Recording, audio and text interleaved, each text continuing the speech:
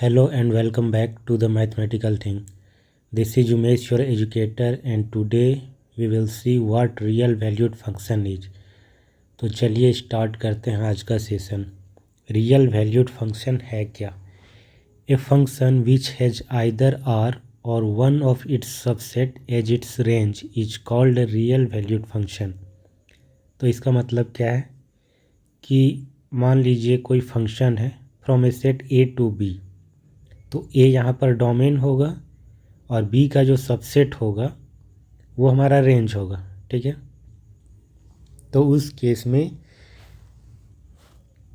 B का जो subset है यानी या फिर ये कह लें कि B itself set of real number हो या फिर उसका कोई सबसेट हो, तो उसका जो रेंज होगा फंक्शन का वो सेट ऑफ रियल नंबर का कोई सबसेट होगा। उस केस में हमारा जो फंक्शन होगा वो रियल वैल्यूड फंक्शन कहलाएगा। या फिर ऐसे भी समझ सकते हैं कि फंक्शन में जब भी आप कोई वैल्यू रखते हैं, मान लीजिए कि y इक्वल टू fx कोई फंक्शन है, आप x का अलग अलग वैल्यू रखते हैं, तो बदले में जो आपको वैल्यू मिलेगा ना, वो सारे अगर रियल नंबर आ रहे हैं, तब हम बोलेंगे कि हमारा जो फंक्शन है वो रियल वैल्यूड फंक्शन है ना। क्योंकि जो फंक्शनल वैल्यू होते हैं उसी का सेट क्या कहलाता है? रेंज कहलाता है ना। मान लीजिए कि एक सेट है, इसके बीच में फंक्शन है हमारा y इक्वल टू fx, तो ये जो सेट है ना, ये हमारा R होना चाहिए। ये कोई भी सेट हो सकता है लेफ़्ट वाला, ये R भी हो सकता है या फिर नहीं भी हो सकता है, या फिर R का कोई सबसेट होगा। तो यहाँ पर जितने भी नंबर्स होंगे इनका जो इमेज आएगा यहाँ पर कुछ एक्स्ट्रा भी पॉइंट्स हो सकते हैं, तो जो इमेज आता है उसके सेट को, उसके कलेक्शन को हम बोलते हैं, क्या बोलते हैं? Range of F. तो ये जो सेट आएगा ना, ये या तो खुद सेट ऑफ रियल नंबर होना चाहिए या फिर उसका कोई सबसेट। अब आर का सबसेट क्या होता है? आर का सबसेट आप जानते हैं कि एन जो होता है सेट ऑफ नेचुरल नंबर, ये आर का सबसेट होता है। और क्या होता है? जेड, ये भी आर का सबसेट होता है। क्यू, ये भी आर का सबसेट होता है। तो ये जो हमारा इमेज सेट है वो एन हो सकता है, जेड हो सकता है, क्यू हो सकता है, या फिर सेट ऑफ इरेशनल नंबर भी हो सकता है। इनमें से कोई भी होगा तो हम क्या बोलेंगे कि फंक्शन हमारा रियल वैल्यूड फंक्शन है। ठीक है, यानी कि f x should be real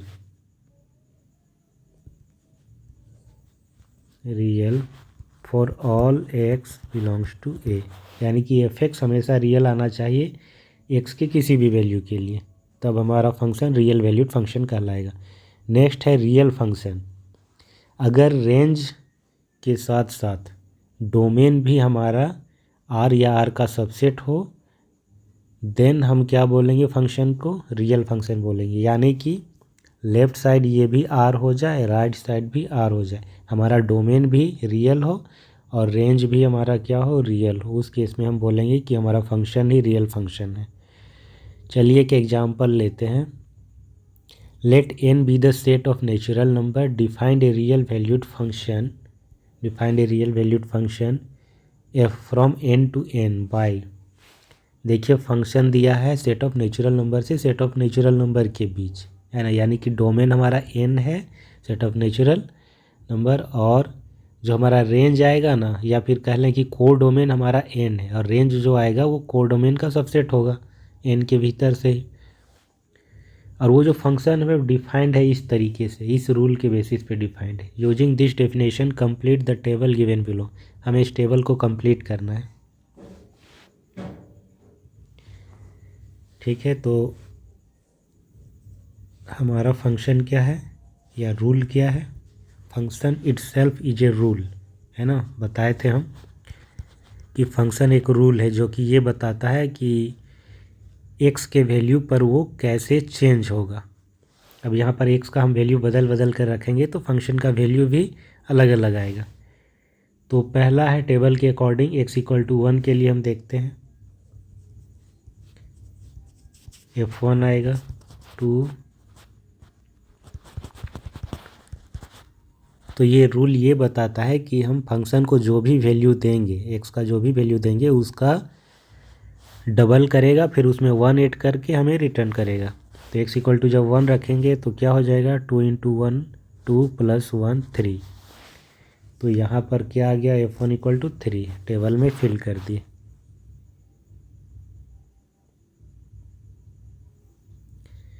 ठीक है, अब उसी तरह से x 2 जब रखेंगे तो f2 क्या आएगा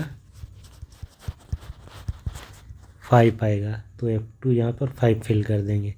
x 3 f3 क्या हो जाएगा 2 3 + 1 2 3 = 6 + 1 7।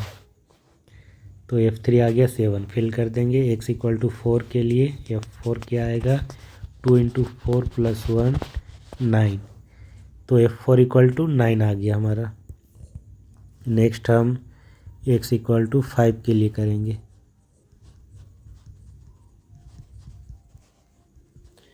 2 × 5 = 10 1 11। x 5 के लिए हमारा फंक्शन का वैल्यू 11 आ गया। x 6 के लिए देखते हैं 13 आएगा। x 7 के लिए देखते हैं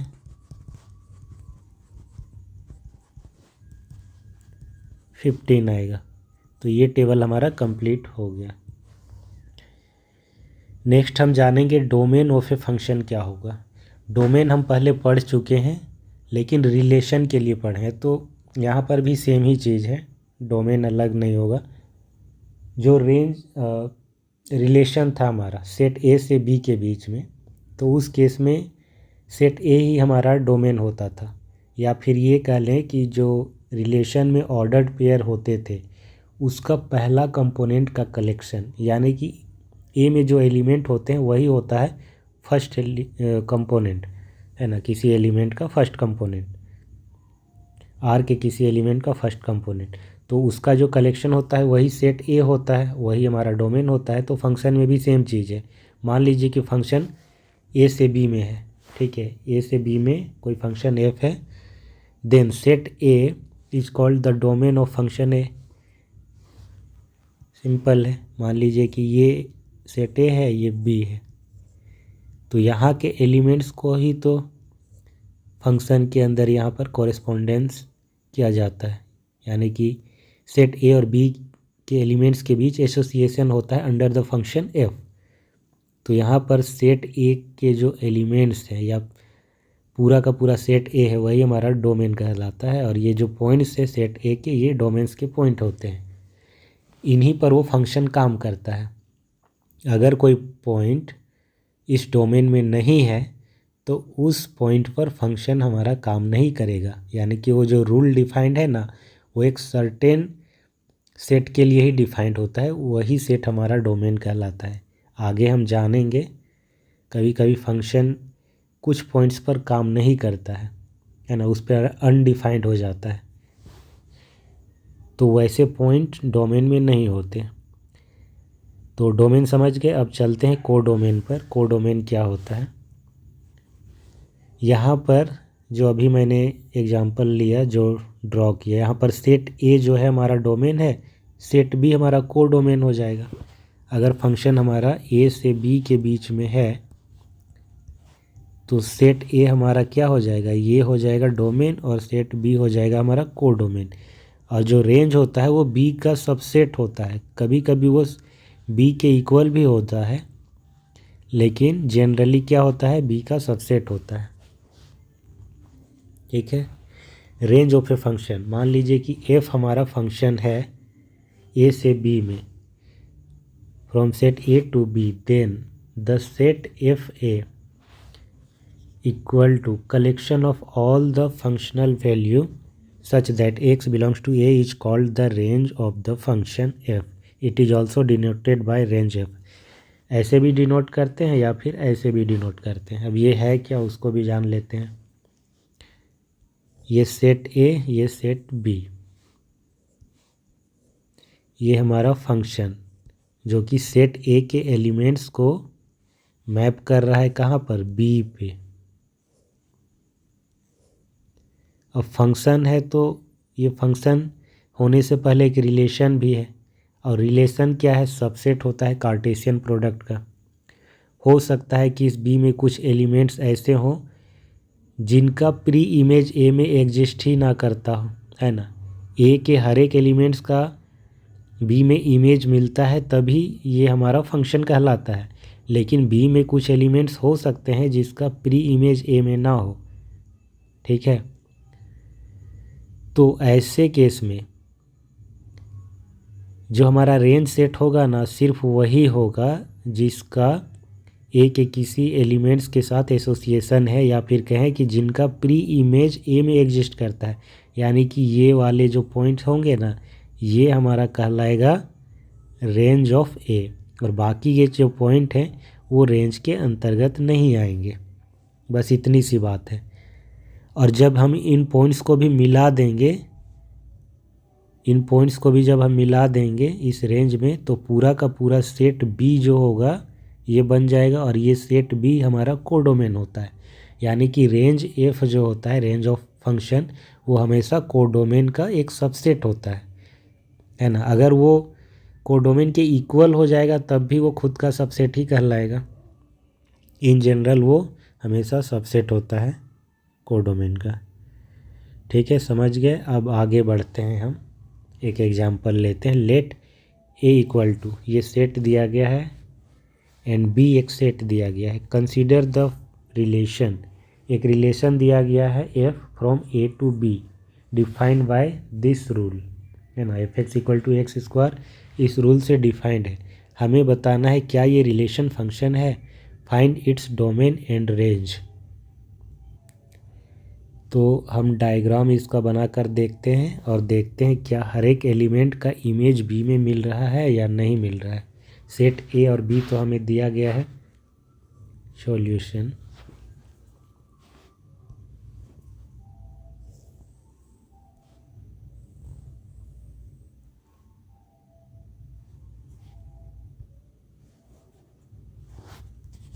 ये ए, ये बी। ए में कौन कौन से एलिमेंट हैं, 1 2 3 4। बी में कौन कौन से हैं, 1 4 9 16 25। अब हम देखते हैं इस रूल के बेसिस पे। F x equal to x square ये दिया गया है, x equal to 1। Set A के एलिमेंट्स हम ले रहे हैं, ठीक है। सेट ए में यहाँ पर देखिए कौन कौन से एलिमेंट हैं, यहाँ पर 1 2 3 4 है, तो हम पहले एक्स इक्वल टू 1 ले रहे हैं। F1 कैलकुलेट करेंगे, 1 का स्क्वायर 1 आया, तो 1 जो हमारा है वो 1 से एसोसिएटेड है, ये हमारा फंक्शन है,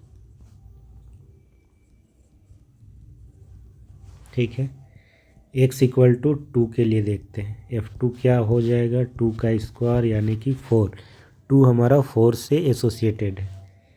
x equal to 3। F3 equal to 3 का स्क्वायर यानी कि 9। 3 हमारा 9 से एसोसिएटेड है। x equal to 4। F4 क्या हो जाएगा, 4 का स्क्वायर यानी कि 16। ये इससे रिलेटेड है। अब डोमेन के सारे पॉइंट कवर हो चुके हैं, ठीक है। हमारा जो डोमेन था बस इतने ही एलिमेंट थे। तो जो फंक्शन का डेफिनेशन है वो ये कहता है सेट ए के हर एक एलिमेंट का सेट बी में एक यूनिक इमेज होना चाहिए। हम देख रहे हैं कि जब x equal to different value रख रहे हैं तो हमें यूनिक इमेजेस मिल रहे हैं। ये 1 4 9 16 ये इमेजेज हैं किसके, 1 2 3 4 के कॉरेस्पॉन्डिंगली। 1 का इमेज 1, 2 का इमेज 4, 3 का इमेज 9, 4 का 16, ठीक है। एक एक एलिमेंट, एक एक इमेज मिला है हर एक एलिमेंट का, एक से ज़्यादा नहीं मिला है, इसीलिए ये फंक्शन होगा। इसको थोड़ा सा लिखेंगे।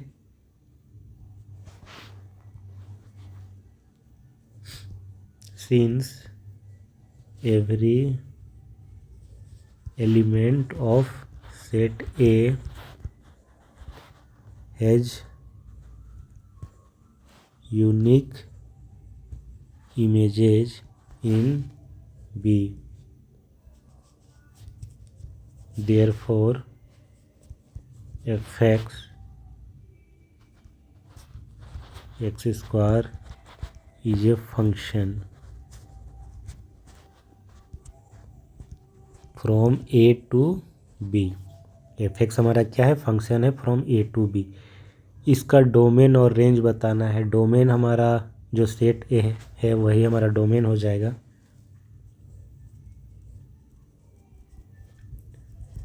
डोमेन क्या हो जाएगा, ए के इक्वल हो जाएगा 1 2 3 4।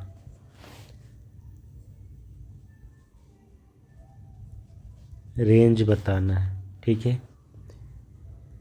रेंज देखिए, इसमें थोड़ा सा जानने की ज़रूरत है। डोमेन तो पता चल रहा है कि सेट ए का हर एक एलिमेंट डोमेन का पॉइंट होता है, यानी कि पूरा का पूरा सेट ए ही हमारा डोमेन है। लेकिन रेंज जब बात करते हैं तो को डोमेन का सबसेट होता है इन जनरल। यहाँ पर सेम चीज़ जो मैंने थोड़ी देर पहले बताया कि सारे एलिमेंट बी के उनका प्री इमेज एग्जिस्ट करे ऐसा ज़रूरी नहीं है।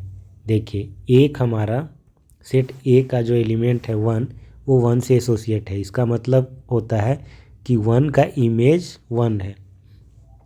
अब देखिए 2 जो है 4 से एसोसिएटेड है, तो इसका मतलब है कि 2 का जो इमेज है अंडर द फंक्शन एफ वो 4 है। 3 का image under the function F 9 है। 4 का इमेज 16 है। इसी चीज़ को हम ऐसे भी बोलते हैं कि 1 का प्री इमेज 1 है, 4 का प्री इमेज सेट ए में 2 है, 9 का प्री इमेज सेट ए में 3 है, 16 का प्री इमेज 4 है। लेकिन जो 25 है इसका कोई प्री इमेज नहीं है सेट ए में, यानी सेट ए में कोई एलिमेंट एक्स्ट्रा बचा ही नहीं जिसका इमेज 25 हो। 25 सेट बी में रह गया। तो ये जो बाकी के एलिमेंट है सेट बी के जिनके प्री इमेज एग्जिस्ट करते हैं सेट ए में, यही सेट हमारा क्या कहलाएगा, रेंज कहलाएगा फंक्शन का। ठीक है, तो इसका रेंज पता चल गया। रेंज ऑफ एफ क्या हो जाएगा, इसमें 1 होगा, 4 होगा, 9 होगा, 16 होगा, बट 25 नहीं होगा। अगर 25 को भी मिला देंगे तो ये हमारा कोडोमेन हो जाएगा बी। कोडोमेन क्या हो जाएगा, codomain of f equal to B, है ना। सिंपल सी बात है। फंक्शन हमारा 2 सेट के बीच होता है, जिसमें पहला सेट जो होता है ना वो हमारा कहलाता है डोमेन, यानी कि set A domain, set B codomain. अब जो रेंज होता है यानी कि ए के सारे एलिमेंट्स का जो इमेज सेट होता है सेट बी में, वो बी का सबसेट होता है इन जनरल, और उसी सबसेट को रेंज बोलते हैं। तो क्लियर हो गया होगा ये। अब हम चलते हैं फंक्शन के कुछ टाइप्स देखते हैं, स्पेशल फंक्शन देखते हैं, उसको समझते हैं कि उनका ग्राफ कैसा होता है, उस फंक्शन का बिहेवियर कैसा होता है, उसका डोमेन और रेंज कैसा होता है ना। कुछ फंक्शन के बारे में जानेंगे। ऐसे फंक्शन तो दुनिया भर के हो सकते हैं, बहुत सारी पॉसिबिलिटी है। एक इंडिपेंडेंट वेरिएबल लेके आप कुछ भी मैथमेटिकल स्ट्रक्चर बना लो तो वो फंक्शन बन जाता है, जैसा कि हमने फंक्शन का डेफिनेशन पढ़ते वक्त बताया था आपको अल्टरनेट तरीके से जब समझा रहे थे। ठीक है, तो चलते हैं। सबसे पहला इसमें आता है आइडेंटिटी फंक्शन। आइडेंटिटी जैसा कि नाम से ही पता चल रहा है कि जो भी वैल्यू देंगे ये सेम रिटर्न करेगा, ये बदल के नहीं करेगा, यानी कि उसमें कुछ बदलाव नहीं करेगा। इनपुट आउटपुट सिस्टम जो मैंने बताया ना आपको, जो भी वैल्यू देते हैं फंक्शन उस पर ऑपरेट करता है अंडर द डिफाइंड रूल, जो भी रूल होता है उसका, जिस तरीके से वो बना है उसके अकॉर्डिंग मैनिपुलेट करके आपको एक वैल्यू रिटर्न करता है। ठीक है, वो इमेज कहलाता है उस वैल्यू का जो आप दे रहे हैं। आपने x इक्वल टू 1 दिया, आपको बदले में मान लीजिए 3 मिला, तो हम बोलेंगे कि 3 1 का इमेज है। जो आइडेंटिटी फंक्शन होता है वो सेम चीज़ रिटर्न करता है, और वो फंक्शन डिफाइंड होता है fx इक्वल टू x, मतलब एक्स आप दे रहे हैं वो आपको एक्स रिटर्न कर रहा है ना। इस तरह के फंक्शन को बोलते हैं identity function.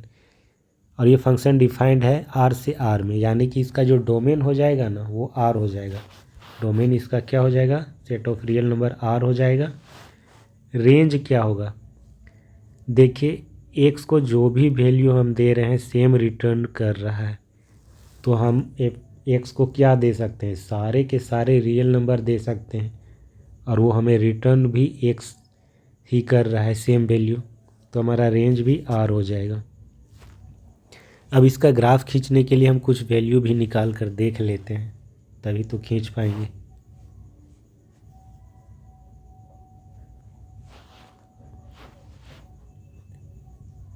F x equal to x है, ठीक है। एक्स इक्वल टू मान लीजिए कि -4 रखते हैं, तो हमारा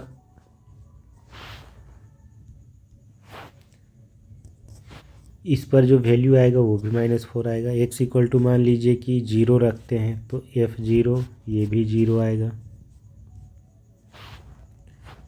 एक्स इक्वल टू मान लीजिए 2 रखते हैं, तो F2 ये भी 2 आएगा।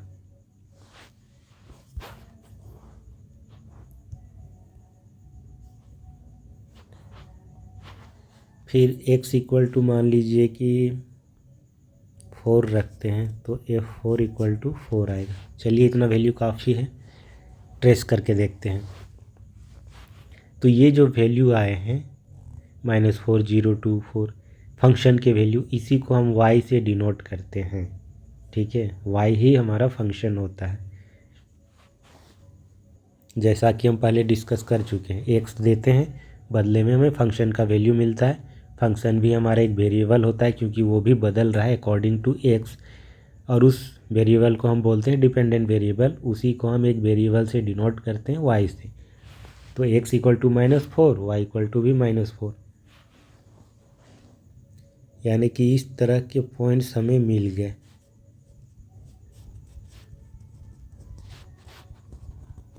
XY के पॉइंट, इनको हम रखेंगे इस ग्राफ पे, -4 और -4।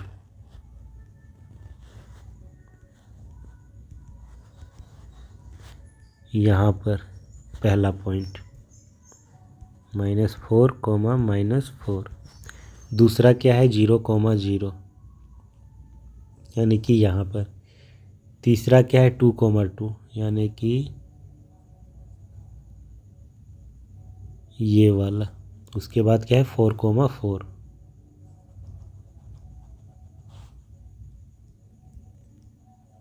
यानी कि यहाँ पर। तो ये क्या हो गया 0, 0, ये हो जाएगा 2, 2, ये हो जाएगा 4, 4।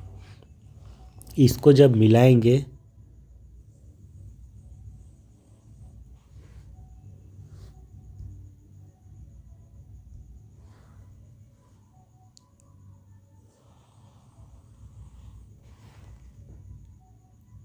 तो ऐसा कुछ स्ट्रेट लाइन आएगा हमारा। थोड़ा सा गड़बड़ हो रहा है,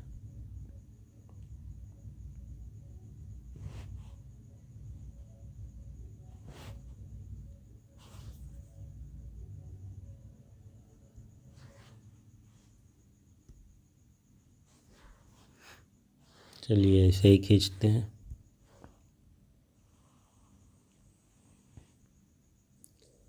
ठीक है, तो ये एक स्ट्रेट लाइन आएगा जो कि ओरिजिन से हमारा पास होगा और इन पॉइंट से होते हुए। उतनी एक्यूरेसी के साथ नहीं बना है, बट ऐसा होगा कि स्ट्रेट लाइन यानी कि सीधी रेखा, और ये ओरिजिन से पास होगा क्योंकि f x equal to x है। जब आप 0 दे रहे हैं तो 0 मिल रहा है आपको, यानी 0, 0 से पास होगा। तो ये था हमारा आइडेंटिटी फंक्शन का ग्राफ। तो हमेशा ध्यान में रखेंगे इस बात का कि आइडेंटिटी फंक्शन यानी कि y इक्वल टू एक्स है ना, जहाँ पर x और y का वैल्यू सेम, ये चीज़ जो है ना f x equal to x, ये हमारा फंक्शन है और ये हमारा वेरिएबल है।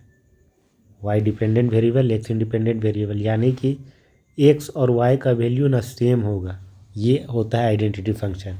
जो भी आप दे रहे हैं x आपको सेम रिटर्न कर रहा है। तो जो कोऑर्डिनेट बनेंगे उसमें आप नोटिस कीजिएगा कि फर्स्ट कंपोनेंट सेकेंड कंपोनेंट के इक्वल है, इसीलिए ये आइडेंटिटी है।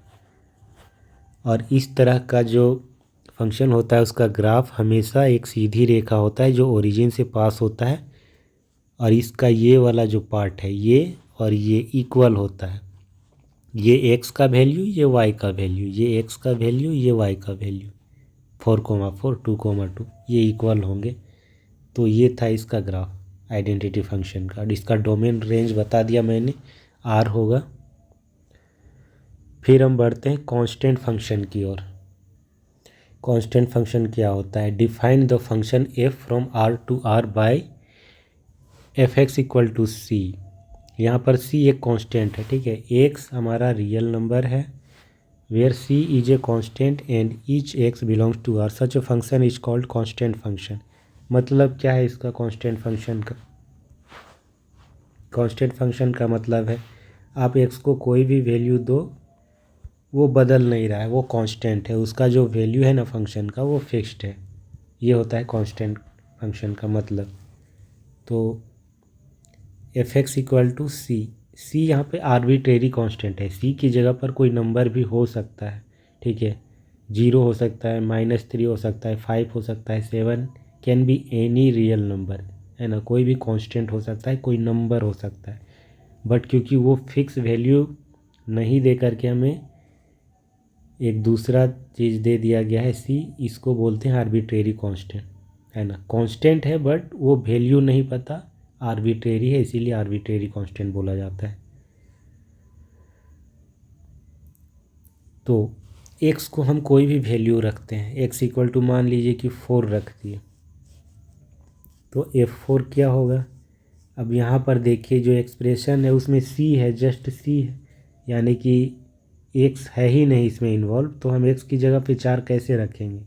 तो यही रहेगा, x इक्वल टू 0 रख दें तो f0, फिर से वही c आएगा। x इक्वल टू -3 रख दो, फिर से वही c आएगा, यानी कि हमेशा c आएगा। c की जगह पे कोई नंबर होगा तो वो नंबर ही आएगा हमेशा। अब इसको जब रखेंगे हम 4, c, c को हम कुछ मान लेते हैं क्योंकि ग्राफ में दिखाना है, तो c का कोई वैल्यू हम फिक्स कर देते हैं। लेट c इक्वल टू 3 रख देते हैं, ठीक है। तो 4, c है, यानी कि 4, 3 यहाँ पर आएगा। फिर आएगा 0, c, यानी कि 3। फिर आएगा -3, c की जगह पे फिर से 3, यानी कि इसका जो हाइट है ना वो हमेशा सेम होगा। ये स्ट्रेट लाइन होगा जो कि एक्स एक्सिस के पैरेलल होगा, क्योंकि ये वाला जो हाइट है ना ये चेंज नहीं हो रहा है, 3 आ रहा है सब में। या फिर कोई कांस्टेंट जो है, यहाँ पर c है बट हमने सिर्फ ड्रॉ करने के लिए c का एक वैल्यू अपने मन से फिक्स कर दिया, है ना। c है कांस्टेंट। तो आप देख रहे हैं कि ये हाइट हमेशा सेम है, यानी कि एक्स एक्सिस के पैरेलल है। तो ये हमारा कांस्टेंट फंक्शन का ग्राफ ऐसा होगा, है ना। एफ एक्स इक्वल टू 3 का ग्राफ है ये। डोमेन क्या होगा? डोमेन जो भी आप वैल्यू दे सकते हैं, इसको हम क्या वैल्यू दे सकते हैं f x equal to c को? We can give any real number, यानी कि सारा का सारा सेट ऑफ रियल नंबर ही हमारा क्या हो जाएगा? डोमेन हो जाएगा। रेंज क्या होगा? रेंज भी same, set of real number पूरा का पूरा रेंज होगा। तो आज के लिए बस इतना ही करते हैं।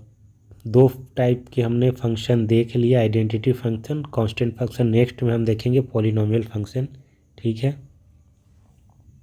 वीडियो को लाइक करें और शेयर करें, चैनल को सब्सक्राइब भी कर लें ताकि इस तरह के वीडियो आपको मिलते रहेंगे।